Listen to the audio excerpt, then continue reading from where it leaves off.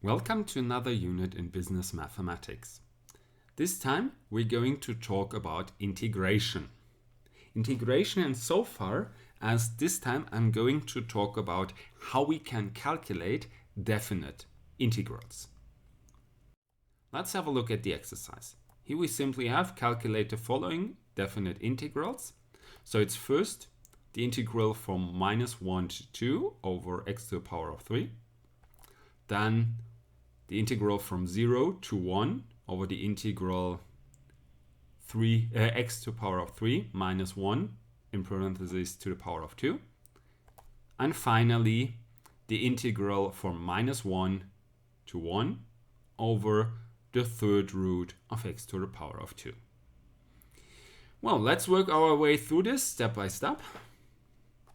Starting with part A.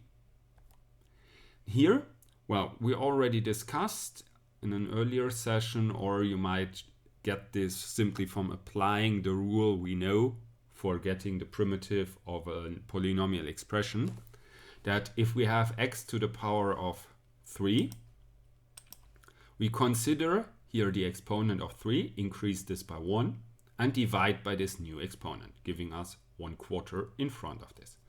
So that's here our primitive. Then we write here, there's different expressions for this. Some people write this like in full brackets, some just make like a vertical line here and write like start and end here. However, in this case, we follow the idea with the vertical line, having down here from up here to. What we simply do in this case is we first insert the upper bound into this function. So we go 1/4 2 to the power of 4. Then we go minus, and it's always minus. Then we insert the lower bound. And we have 1/4 minus 1 to the power of 4. Looking like this. Now we can simply calculate this. Here we see it's 16 divided by 4. And here, -1 times -1 is 1. And 1 times 1 is 1 again. So this remains 1/4. So we have 4 minus 1/4, giving us 3.75. That's already all there is to this first introductory example. So we can continue with the second example. Here we have the integral from 0 to 1 over the function x to the power of 3 minus 1 in parentheses to the power of 2. So what we do first is we apply the binomial form, the second binomial form, on this expression here, giving us x to the power of 6 minus, because of the minus here, minus 2x to the power of 3 plus 1. Then we can get our primitive if we do this step by step. So first here we have, if we increase the exponent by 1, x to the power of 7 divided by 7. So here 1/7 x to the power of 7 minus,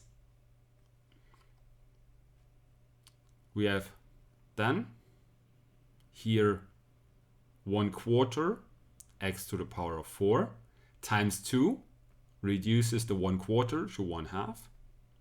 And finally here the 1, which is just x to the power of 0, would give as a primitive x. So this is our full primitive of this function. And then again, we first insert the 1. So here 1 to the power of 7, 1 to the power of 4, 1. Put all of this ideally in parentheses, go minus, and then in parentheses we take the whole part here again with 0. So 0 power of 7, 0 power of 4 plus 0. And this then looks like this. Well, in the end, if you're sure, you don't always have to write those brackets. Just to illustrate here, this is the first part with the upper bound minus second part with the lower bound. Well, if we take a critical look at the lower bound, it's times 0 times 0 times 0. So this whole expression is 0, so can be eliminated. This leaves us only with the part here. 1 to the power of 7 is 1. 1 to the power of 4 is 1.